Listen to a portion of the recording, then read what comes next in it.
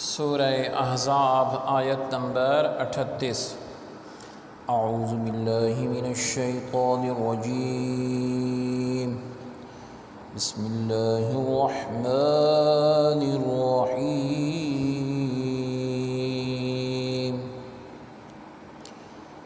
ما كان على النبي من حرج فيما فرض الله له، سنة الله في الذين خلوا من قبل، وكان أمر الله قدرا مقدورا۔ لفظی ترجمہ ہے ما نہیں، کانا ہے، علا اوپر، النبی نبی صلی اللہ علیہ وسلم، من کوئی، حرج فی میں، ما جو، فرضا مقرر کیا، اللہ رب العزت نے، لا واسطے، ہو اس، سنتا طریقہ، اللہ رب العزت کا، فی میں، الذین جو، خلو گزرے، من سے، قبل پہلے، اور، کانا ہے، امر حکم، اللہ رب العزت کا، قدراً مقرر، مقدورا تقدیر۔ بامحاورہ ترجمہ ہے، اور نبی صلی اللہ علیہ وسلم پر اس کام کی انجام دہی میں کوئی حرج نہیں ہے جو اللہ رب العزت نے ان کے لیے فرض فرما دیا ہے۔ اللہ تعالی عز و جل کا یہی طریقہ و دستور ان لوگوں میں بھی رہا ہے جو پہلے گزر چکے، اور اللہ تعالی عز و جل کا حکم فیصلہ ہے جو پورا ہو چکا۔ آیت کی تفسیر میں ارشاد فرمایا گیا کہ اللہ تعالی عز و جل نے اپنے حبیب صلی اللہ علیہ وآلہ وسلم کے لیے جو حلال فرمایا اور انہیں منہ بولے بیٹے زید بن حارثہ کی طلاق یافتہ بیوی سے نکاح کرنے کا جو حکم دیا، اس پر عمل کرنے میں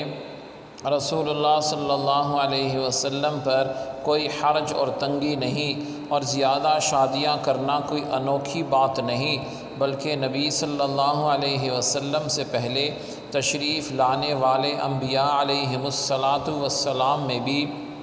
اللہ تعالیٰ کا یہ دستور رہا ہے کہ ان کے نکاح کا معاملہ اللہ تعالیٰ نے اپنے اختیار میں رکھا، اور انہیں نکاح کے معاملے میں امتیوں سے زیادہ وسعت عطا فرمائی، اور اس سلسلے میں انہیں خاص احکام دیے ہیں۔ اس آیت میں اللہ تعالیٰ عز و جل نے تمام امت کو یہ بتا دیا کہ اس نے پچھلے انبیاء علیہم السلام کی طرح اپنے حبیب صلی اللہ علیہ وآلہ وسلم پر بھی نکاح کے معاملے میں وسعت فرمائی، اور انہیں کثیر عورتوں کے ساتھ نکاح کرنے کی اجازت فرمائی ہے۔ اس سے معلوم ہوا کہ حضور صلی اللہ علیہ وسلم کا کثیر خواتین سے شادیاں فرمانا اللہ تعالیٰ کی دی ہوئی خاص اجازت میں سے تھا، اور آپ کا یہ عمل انبیاء علیہم السلام کے دستور کے برخلاف نہیں بلکہ اس کے عین مطابق تھا، کیونکہ آپ سے پہلے تشریف لانے والے متعدد انبیاء علیہم السلام نے بھی ایک سے زیادہ شادیاں کی تھی۔ قرآن مجید کے علاوہ بائبل میں بھی اس کا ذکر موجود ہے۔ حضرت ابراہیم علیہ السلام نے 3 شادیاں فرمائیں۔ آپ کی پہلی بیوی کے بارے میں بائبل میں لکھا ہے، اور ابراہیم سے ہاجرہ کے ایک بیٹا ہوا، اور ابراہیم نے اپنے اس بیٹے کا نام جو ہاجرہ سے پیدا ہوا اسماعیل رکھا۔ جب ابراہیم سے ہاجرہ کے اسماعیل پیدا ہوا تب ابراہیم 86 برس کا تھا۔ یہ بائبل میں ارشاد ہے۔ پھر آپ علیہ السلام کی دوسری بیوی سے اولاد کے بارے میں بائبل میں لکھا ہے، موسم بہار میں متعین وقت پر میں تیرے پاس پھر آؤں گا اور سارہ کے بیٹا ہوگا۔ یہ بائبل کی جو ہے آیت کا جو ہے وہ ترجمہ ہے۔ آپ کی تیسری بیوی اور ان کے بارے میں ہونے والی اولاد کے بارے میں بائبل میں لکھا ہے، اور ابراہیم نے پھر ایک اور بیوی جس کا نام قطورہ تھا، اور اس سے زمران، یقسان اور مدان اور مدیان اور اسباق اور سوخ پیدا ہوئے۔ یہ ان کے اولاد کے نام ہیں۔ حضرت یعقوب علیہ السلام نے 4 شادیاں فرمائی تھیں۔ آپ کی پہلی زوجہ کے بارے میں بائبل میں لکھا ہے، تب لابن نے اس جگہ کے سب لوگوں کو بلا کر جمع کیا اور ان کی ضیافت کی، اور جب شام ہوئی تو اپنی بیٹی لیاہ کو اس کے پاس لے آیا، اور یعقوب اس سے ہم آغوش ہوا۔ دوسری زوجہ کے بارے میں بائبل میں لکھا ہے، اور لابن نے اپنی لونڈی زلفا اپنی بیٹی لیاہ کے ساتھ کر دی اور اس کی لونڈی ہو۔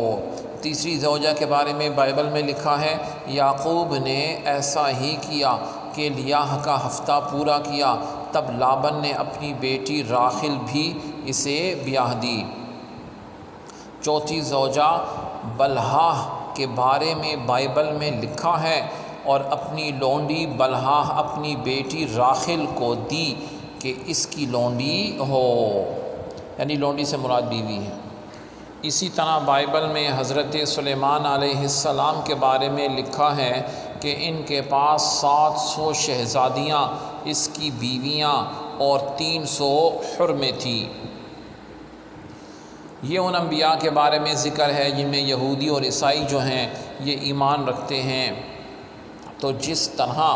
ایک سے زیادہ شادیاں کرنے کی بنا پر ان انبیاء علیہم السلام کے تقدس میں کوئی کمی واقع نہیں ہوتی، اسی طرح اس عمل کی وجہ سے حضور صلی اللہ علیہ وسلم کے تقدس اور آپ کی عظمت میں کوئی کمی واقع نہ ہوگی۔ یوں ہی اگر ایک سے زیادہ شادیاں کرنے کی وجہ سے ان محترم اور مکرم ہستیوں پر اعتراض نہیں کیا جا سکتا،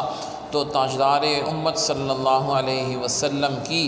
ایک سے زیادہ شادیوں پر بھی کوئی اعتراض نہیں کیا جا سکتا۔ پھر سوال یہ پیدا ہوتا ہے کہ ان کثرت ازواج کا مقصد کیا تھا؟ تو یاد رہیں کہ رسول اللہ صلی اللہ علیہ وسلم کا ایک سے زیادہ شادیاں کرنا معاذ اللہ نفس کی تسکین کے لیے ہرگز نہ تھا، کیونکہ اگر آپ کی شخصیت میں اس کا ادنا سا شائبہ یعنی شک و شبہ بھی موجود ہوتا تو آپ کے دشمنوں کو اس سے بہتر اور کوئی حربہ ہاتھ نہیں آ سکتا تھا جس کے ذریعے وہ آپ کے خلاف جو ہے پروپیگنڈا اور غلط الزامات لگاتے۔ آپ کے دشمن جادوگر، شاعر، مجنون وغیرہ الزامات تو آپ پر لگاتے رہے، لیکن کسی سخت سے سخت دشمن کو بھی ایسا حرف زبان پر لانے کی جرت نہ ہوئی جس کا تعلق جذباتی بے راہ روی سے ہو۔ اسی طرح آپ صلی اللہ علیہ وسلم نے اپنی زندگی کے ابتدائی 25 سال انتہائی عفت یعنی پاک دامنی کے ساتھ گزارے، اور 25 سال کے بعد جب نکاح فرمایا تو ہم عمر خاتون سے نکاح میں دشواری نہ ہونے کے باوجود ایک ایسی خاتون کو جو ہے زوجیت کا شرف عطا فرمایا جو عمر میں 15 سال بڑی تھی اور آپ سے پہلے 2 شوہروں کی بیوی رہ چکی تھی۔ اسی طرح اولاد والی بھی تھیں اور نکاح کا پیغام بھی اس خاتون نے خود بھیجا تھا۔ پھر نکاح کے بعد 25 سال کی عمر تک انہی کے ساتھ رہنے پر اکتفا کیا، اور اس دوران دوسرا نکاح نہ فرمایا اور نہ ہی خواہش فرمائی۔ جب حضرت خدیجہ رضی اللہ عنہا کے انتقال کے بعد آپ نے نکاح فرمایا تو کسی نوجوان خاتون سے نہیں بلکہ سودا رضی اللہ عنہا سے نکاح فرمایا جو عمر کے لحاظ سے بوڑھی تھی۔ یوں ہی اعلان نبوت کے بعد جب کفار کی طرف سے حسین ترین عورتوں سے شادی کی پیشکش کی گئی تو آپ نے اسے ٹھکرا دیا۔ نیز آپ نے جتنی خواتین کو زوجیت کا شرف عطا فرمایا ان میں صرف ایک خاتون ام المؤمنین حضرت عائشہ صدیقہ رضی اللہ تعالی عنہا تھی جو کنواری تھی، بقیہ بیوہ یا طلاق یافتہ تھی۔ یہ تمام شواہد اس بات کی دلیل ہیں کہ رسول اللہ صلی اللہ علیہ وسلم کا ایک سے زیادہ شادیاں فرمانا کوئی نفس کی تسکین ہرگز نہ تھا، بلکہ آپ کے اس طرز عمل پر انصاف کی نظر سے غور کیا جائے تو ہر انصاف پسند آدمی پر یہ واضح ہو جائے گا کہ کثیر شادیوں کے پیچھے بے شمار حکمتیں اور مقاصد پوشیدہ تھے جن کا متعدد شادیوں کے بغیر پورا ہونا مشکل ترین تھا۔ یہاں اس کا ایک مقصد ملاحظہ ہو، اس امت کا نفس آبادی جو ہے خواتین پر مشتمل ہیں، اور انسانی زندگی کے ایسے بہت سے مسائل ہیں جن کا تعلق خاص طور پر عورتوں کے ساتھ ہے، اور قدرتی طور پر عورت اپنی اس زندگی کے متعلق مسائل پر غیر محرم مرد کے ساتھ گفتگو کرنے سے شرماتی ہے۔ اسی طرح شرم و حیا کی وجہ سے بعض عورتیں ازدواجی زندگی، حیض ہے، نفاس ہے، جنابت ہے، اس کے متعلق مسائل کھل کر رسول اللہ صلی اللہ علیہ وسلم کی بارگاہ میں پیش نہ کر سکتی تھی، اور نبی کریم صلی اللہ علیہ وآلہ وسلم کا حال یہ تھا کہ آپ کنواری عورت سے بھی زیادہ شرم و حیا فرماتے تھے۔ اس بنا پر نبی کریم صلی اللہ علیہ وآلہ وسلم کو ایسی خواتین کی ضرورت تھی جو انتہائی پاک باز ہوں، ذہین ہوں، فتین ہوں، دیانتدار ہوں، متقی ہوں، تاکہ عورتوں کے مسائل سے متعلق جو احکامات اور تعلیمات آپ صلی اللہ علیہ وسلم جو ہے لے کر مبعوث ہوئے ہیں، لائے گئے ہیں دنیا میں، ان عورتوں تک وہ مسائل پہنچائے جائیں، یہ مسائل سمجھائے جائیں، ان مسائل پر عمل کر کے دکھایا جائے، اور یہ کام صرف وہی خواتین کر سکتی ہیں جو نبی علیہ السلام کے ساتھ ازدواجی رشتے میں منسلک ہوں۔ اور ہجرت کے بعد چونکہ مسلمانوں کی تعداد میں اس تیزی کے ساتھ اضافہ ہونا شروع ہوا کہ کچھ ہی عرصے میں ان کی تعداد ہزاروں تک پہنچ گئی، اس لیے ایک زوجہ سے یہ توقع نہیں کی جا سکتی تھی کہ وہ تنہا ان ذمہ داریوں کو سر انجام دے سکے۔ آیت میں یہ مسئلہ اور تعلیم بھی فرمائی گئی